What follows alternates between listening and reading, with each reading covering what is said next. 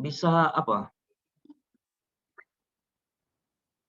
Bisa kalian lihat nanti bagaimana sih cara menghitung pertumbuhan ekonomi. Di situ ada beberapa formula. Nah, seperti ini contohnya. Jadi kita bisa melihat atau menghitung pertumbuhan ekonomi itu dengan 3 teknik, ya. Teknik pertama kita bisa menghitungnya dengan cara tahunan. Jadi kalau cara tahunan itu kalian memakai formula ini, ya. Jadi PDRB saat ini dikurang dengan PDRB sebelumnya dibagi PDRB sebelumnya dikali 100%. Ini dia formulanya. Jadi kalau kalian disuruh mencari pertumbuhan ekonomi tahunan, ini pakai ini caranya, ya. Nah, di sini ada keterangannya. Kalau LPE itu adalah laju pertumbuhan ekonomi tahun keberapa? Tahun 2020 kah? Tahun 2019 kah? Ya. Jadi kalian bisa lihat nanti dari laporan BPS berapa sih PDRB real tahun yang mau dihitung itu berapa? Pakai harga yang konstan, ya. Baru kemudian diambil dengan PDRB tahun sebelumnya. Jadi T-1 itu artinya tahun sebelumnya, ya, periode sebelumnya. Harga konstan tapi ya dilihat ya, kan ada harga berlaku, ada harga konstan ya kan. Nah itu. Lalu cara kedua, kita bisa juga menghitung dengan formula yang kedua, yaitu cara rata-rata tiap tahun. Jadi laju pertumbuhan ekonomi rata-rata itu pakai formula ini, ya. N-nya berapa, jumlah tahun yang dihitung berapa, diambil 1, baru dikali dengan akar PDRB tahun yang dihitung itu dibagi tahun sebelumnya, diambil 1. Lalu dikalikan dengan 100%. Nah, itulah rata-rata pertumbuhan ekonomi rata-rata ya, tahunan. Jadi kalau kalian mau menghitung berapa sih rata-rata tahunan dari tahun 2010 sampai 2020 misalnya. Nah, kalian pakai ini, ya. Tinggal masukkan N-nya berapa, dari 2010 ke 2020 berapa N-nya.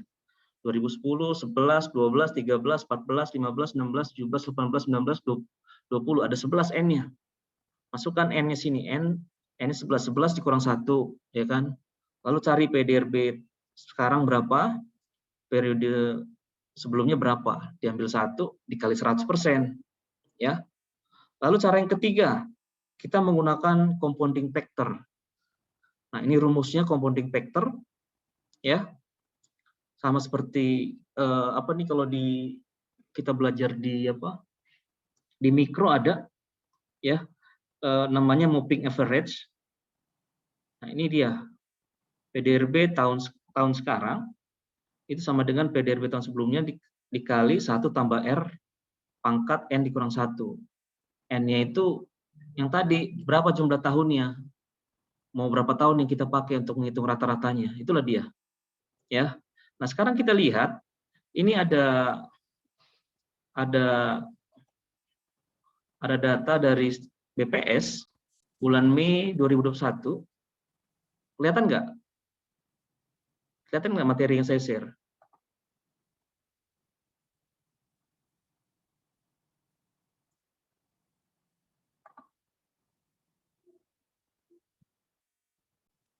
Kelihatan nggak materi yang saya share tadi? Tes. Buram-buram, Pak. Buram ya? Nah, ini nih materi yang saya share. Ini laporan bulan Mei dari BPS pusat ya.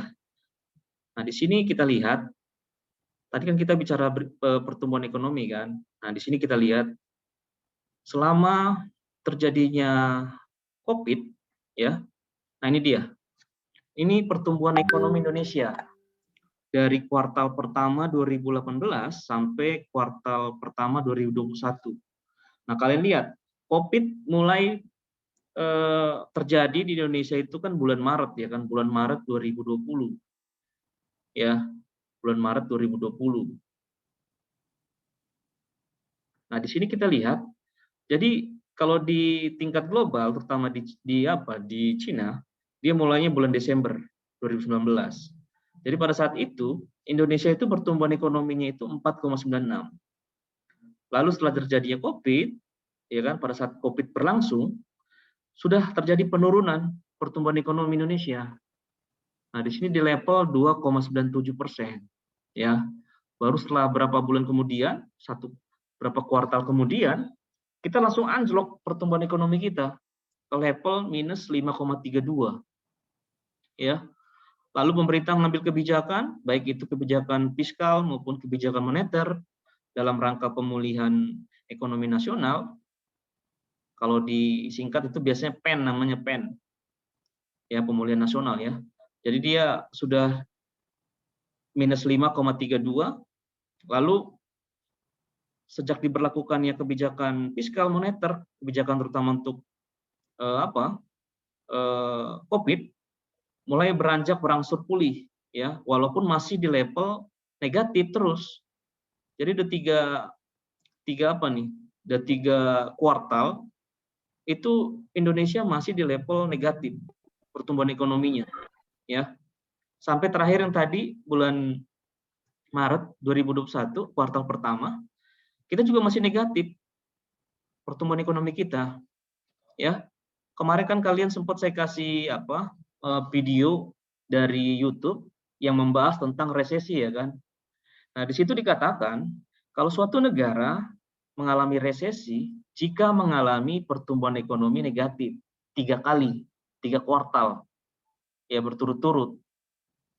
Itu pun kalau dia menurun terus. Nah, kita ini sudah 3 kali nih berturut-turut negatif pertumbuhan ekonominya. Jadi pada saat inilah Indonesia mengalami resesi juga, ya, tapi dia resesi nggak begitu parah. Kalau kemarin Menteri Keuangan kita ataupun Kementerian Keuangan, Bank Indonesia tidak ngambil langkah tepat untuk membantu pemulihan ekonomi nasional, terutama yang berkaitan dengan COVID, waduh, bisa anjlok kita, turun drastis pertumbuhan ekonomi kita, itu nggak ada pertumbuhan ekonomi. Ya, jadi ini merupakan prestasi dari pemerintah kita, bagaimana mereka bisa melalui badai yang sedang menerjang perekonomian kita. Jadi terakhir kita sudah di minus 0,74. Ya, kalian lihat nih, 0,74. Nanti bulan Juni ada lagi nanti bulan Juli. Nanti ada lagi berapa laporannya. Mungkinkah kita bisa kembali positif pertumbuhan ekonominya atau masih di level negatif? Ya, nanti kita lihat apa nilai dari pertumbuhan ekonomi itu pada kuartal kedua 2021. Ya, jadi beberapa negara di dunia itu mereka sudah kembali lagi pulih perekonomiannya. Nah, seperti contohnya laporan ini nih. Ya. Seperti Tiongkok, ya. Kuartal pertama 2021 mereka sudah mencapai pertumbuhan ekonomi yang cukup fantastis, ya. Kalau kita tadi masih minus 0,7 berapa tadi 72, Tiongkok, Cina sudah positif dia 18,3%. Bayangkanlah, ya, 18,3% nilai tingkat pertumbuhan ekonominya. Hebat kan? Kemarin dia di kuartal keempat 2020 memang sudah mulai pulih mereka di 6,5% pertumbuhan ekonominya. Tapi yang kemarin di kuartal ketiga 2020 atau kuartal pertama 2020, wah, itu anjlok sekali mereka pertumbuhan ekonominya karena adanya COVID, ya. Jadi beberapa negara di dunia sudah mulai positif pertumbuhan ekonominya pada kuartal pertama 2021. Selain Cina ada lagi Amerika Serikat. Amerika masih 0,4 pertumbuhan ekonominya, kalah dibandingkan Cina, ya. Jadi ini merupakan dasar kita melihat suatu perekonomian negara dari pertumbuhan ekonominya. Vietnam juga sudah cukup bagus. Dia nggak pernah mengalami negatif, ya, Vietnam, ya. Salah satu negara di ASEAN yang tidak pernah mengalami negatif pertumbuhan ekonominya selama COVID. Ya, Korea Selatan, macan Asia, di kuartal keempat 2020 mengalami negatif, ya, resesi. Singapura yang merupakan negara besar di ASEAN dalam perekonomiannya juga mengalami negatif juga, ya. Nah, kalau dari sini kita bisa melihat, ya, kalau negara-negara yang tidak mengalami pertumbuhan ekonomi negatif itu biasanya negaranya dalam hal perdagangan itu mungkin tidak terlalu besar perdagangannya di dunia internasional. Jadi dia banyak mengandalkan sektor domestiknya, perdagangan domestik. Ya, kalau kayak Cina, Korea Selatan, Amerika, Tiongkok, kan mereka kan sangat bergantung sekali dengan perdagangan internasional. Ya, nah ini lihat lagi Uni Eropa lagi. Uni Eropa sampai saat ini juga belum pertumbuhan ekonominya belum positif, masih negatif. Ya, masih negatif. Nah, sekarang kita lihat apa saja sih lapangan usaha yang mengalami dampak dari adanya COVID pada kuartal pertama 2021 laporannya ya. Nah, di sini kalian lihat yang warna biru itu lapangan usaha yang yang produktif sumbangannya ataupun sumbangsinya terhadap pertumbuhan ekonomi Indonesia. Sedangkan yang merah ini yang mengalami penurunan ya, mengalami penurunan lapangan usaha ini dengan adanya COVID. Nah, kalau yang mengalami penurunan kontribusinya itu yang paling terbesar adalah sektor transportasi dan pergudangan. Ya. Jadi pada saat COVID, transportasi dan pergudangan itu yang memiliki dampak paling besar sekali karena adanya COVID ya. Jadi dengan adanya kebijakan pemerintah, PSBB ataupun lockdown membuat perusahaan-perusahaan transportasi ataupun perusahaan pergudangan itu tidak berjalan. Akibatnya apa? Pendapatan mereka pun menurun ya. Jadi secara keseluruhan mereka mengalami penurunan minus 13,12% pada kuartal pertama 2021 yang lalu. Lalu diikuti dengan sektor atau lapangan usaha akomodasi dan makan minum. Nih, di sini perhotelan, restoran, ya, pariwisata, ini mengalami dampak adanya adanya COVID pada kuartal pertama 2021 tahun ini. Jadi hotel itu terasa sekali dengan adanya COVID ya. Banyak pengunjung ataupun wisatawan yang tidak melakukan perjalanan wisata ya. Dan juga mungkin masyarakat itu enggan sekali untuk makan minum di restoran gitu karena takut adanya COVID itu. Lalu ada lagi jasa perusahaan yang urutan ketiga, jasa keuangan juga, administrasi pemerintahan juga mengalami penurunan dengan adanya COVID, pertambangan juga karena adanya banyak perusahaan-perusahaan tambang itu yang tutup karena takut dari adanya COVID ya. Begitu juga dengan jasa pendidikan. Dengan adanya COVID banyak yang bekerja dari rumah ya ataupun online, tidak di tempat sekolahnya ataupun kampusnya ya. Lalu industri juga mengalami dampak cukup juga ya terhadap lapangan usaha maupun sumbangan dia terhadap pertumbuhan ekonomi Indonesia, penurunan juga. Nah, sedangkan yang mengalami kenaikan yang tertinggi adalah pada lapangan usaha informasi dan komunikasi. Jadi perusahaan-perusahaan komunikasi itu meraup pendapatan yang cukup tinggi pada saat kuartal pertama 2021. Ya, selama COVID banyak sekali orang pasti memakai memakai digital, komunikasi melalui daring ataupun apa. Nah, ini dia. Jadi pendapatan sektor perusahaan itu di sektor informasi dan komunikasi cukup tinggi. Baru kemudian perusahaan yang bergerak dalam bidang pengadaan air juga mengalami peningkatan. Di sini sumbangannya terhadap PDRB ataupun pertumbuhan ekonomi Indonesia itu mencapai 5,49%. Bayangkan kalian. Karena kebutuhan air pada saat terjadinya pandemi COVID itu cukup tinggi ya kan. Prokes mensyaratkan kita mencuci tangan, lalu harus menjaga kebersihan. Nah, dengan adanya kegiatan tersebut, maka pengadaan air itu memiliki permintaan yang cukup tinggi pada saat terjadinya COVID, ya. Jadi 5,49% sumbangsi dari sektor atau lapangan usaha pengadaan air. Lalu jasa kesehatan juga, ya, jasa kesehatan juga mengalami peningkatan sumbangannya terhadap pertumbuhan ekonomi Indonesia.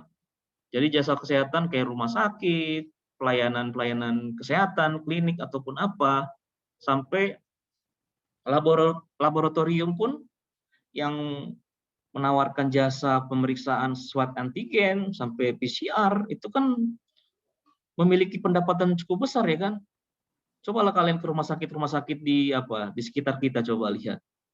Berapa banyak orang yang setiap hari memeriksa swab antigen. Kalikanlah dengan harganya, kalikan sebulan. Waduh, mereka sekarang apa sekali ya, cukup tinggi sekali pendapatan dari pemeriksaan itu. Jadi sektor kesehatan, jasa kesehatan itu sangat tinggi juga sumbangannya, urutan ketiga. Setelah informasi komunikasi, pengadaan air, baru mereka. Lalu kemudian pertanian. Pertanian di urutan keempat dalam lapangan usaha yang produktif dalam pertumbuhan ekonomi Indonesia. Ya, jadi kalau kalian lihat beberapa daerah-daerah pertanian itu mengalami peningkatan pendapatan. Ya, jadi sekarang dengan adanya COVID, orang sudah berpikir untuk hidup sehat, banyak makan buah, banyak makan sayur-sayuran. Jadi sektor pertanian ini tergantung dari konsumsi tadi, ya. Lalu pengadaan listrik, gas juga mengalami peningkatan, real estate juga. Nah, itulah gambaran dari lapangan usaha ataupun sektor-sektor yang menyumbang pertumbuhan ekonomi kita pada kuartal pertama 2021. Ya, kalian bisa lihat juga di kuartal-kuartal sebelumnya, mungkin kalian bisa akses dari BPS, bisa kalian lihat bagaimana keadaan lapangan usaha Indonesia. Nah, dari sini kita bisa belajar, ya. Kita bisa melihat, ataupun kalian mau buka usaha, kalian ambil yang ini, yang mengalami lagi booming. Ya, kalau kalian ngambil yang ini, mungkin kalian akan mengalami kerugian kalau selama pandemi COVID ini, ya. Nah, di sini, nah sekarang kita balik lagi. Nanti saya akan share ini yang tadi, yang tentang ini chapter book saya. Nanti kalian lihat di situ apa saja sih teori-teori yang membahas tentang pertumbuhan ekonomi. Jadi teori-teori dan model pertumbuhan ekonomi ada yang dari teori klasik, dari Adam Smith sampai Karl Marx, ya.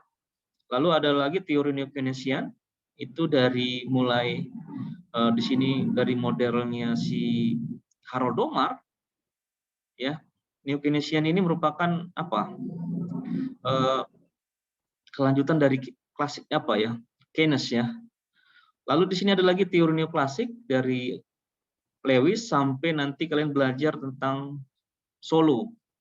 Nah, kalau di neoklasik ini yang cukup terkenal model pertumbuhan ekonominya itu adalah model pertumbuhan Solow. Ya. Ini kalau kalian lihat di buku makro intermediate ataupun advance ya. Itu pembahasannya cukup komprehensif sekali.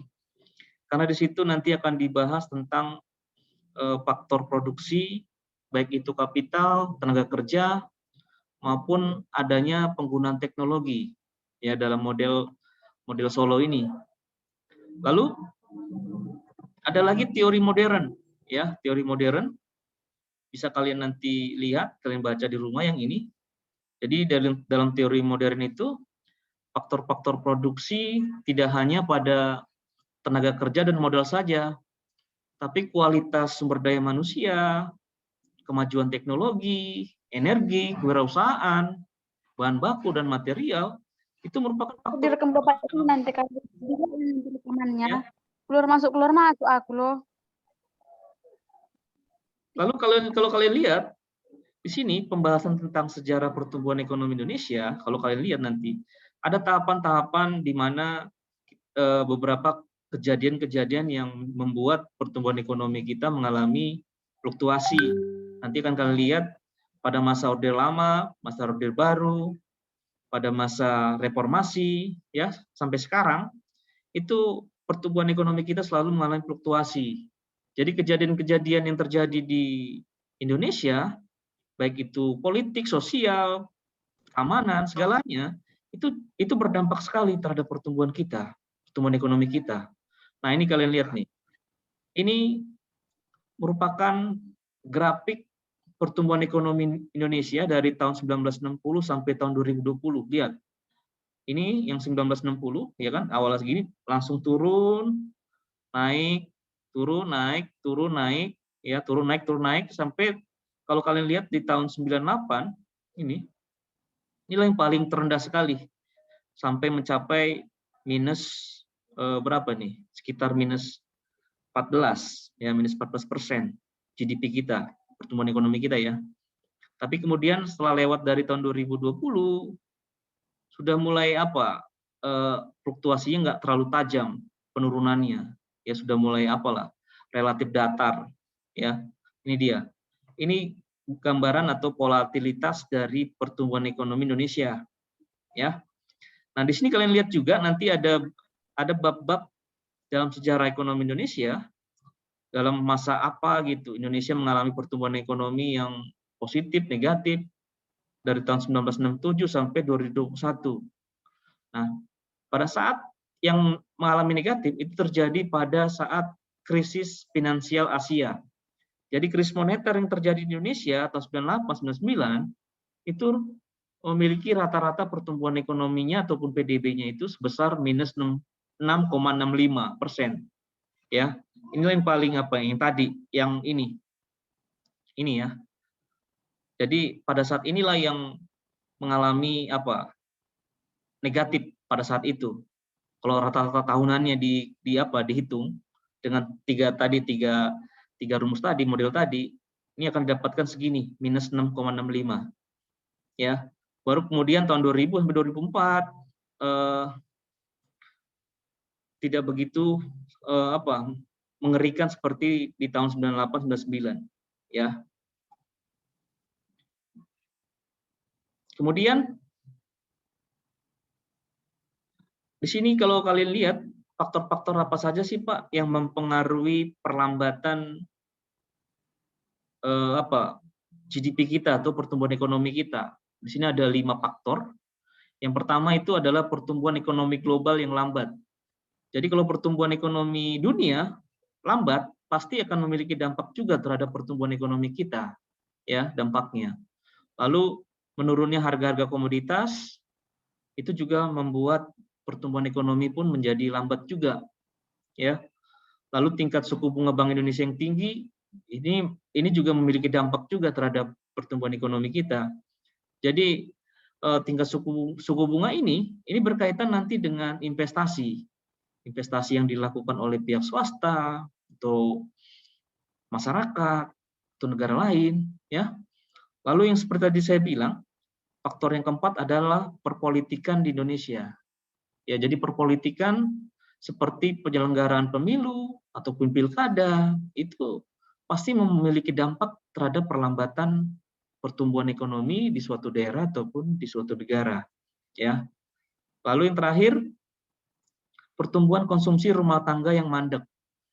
Nah, kalau kemarin pada saat COVID, kalau kalian lihat, pemerintah itu kan memberikan bantuan subsidi pada masyarakat, ya, seperti misalnya kayak kemarin tuh bantuan untuk UKM ada, ya, bantuan kepada masyarakat yang tidak mampu pun ada untuk Nah, semua itu digunakan pemerintah guna supaya pertumbuhan ekonomi kita tadi yang negatif itu supaya tetap tumbuh, ya, supaya nanti nggak negatif lagi, positif.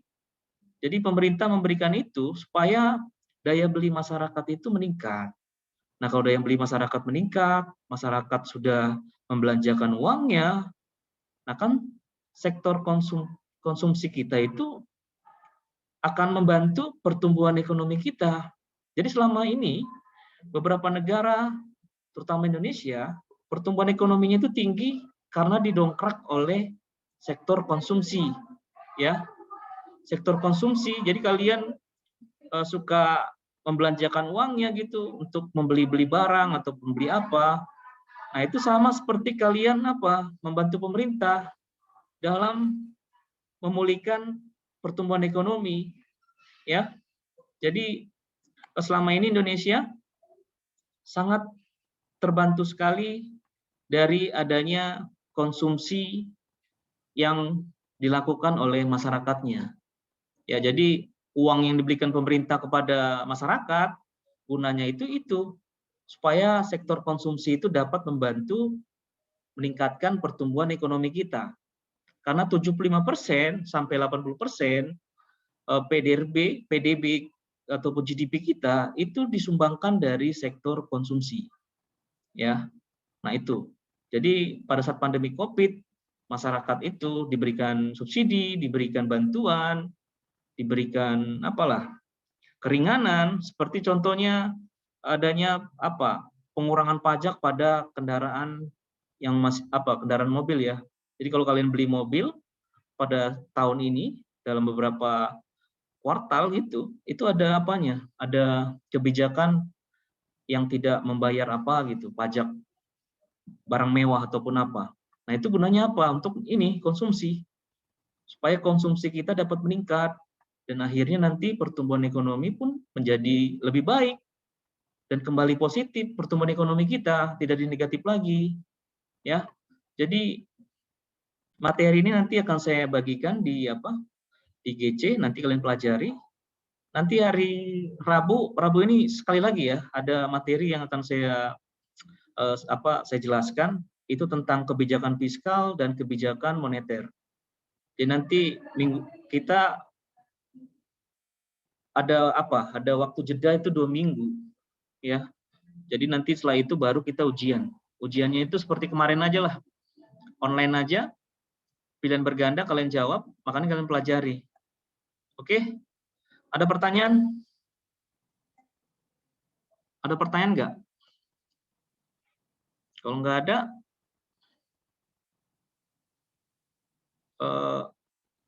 sampai ketemu hari Rabu ya. Hari Rabu kita kembali lagi jam-jam 10-an lah.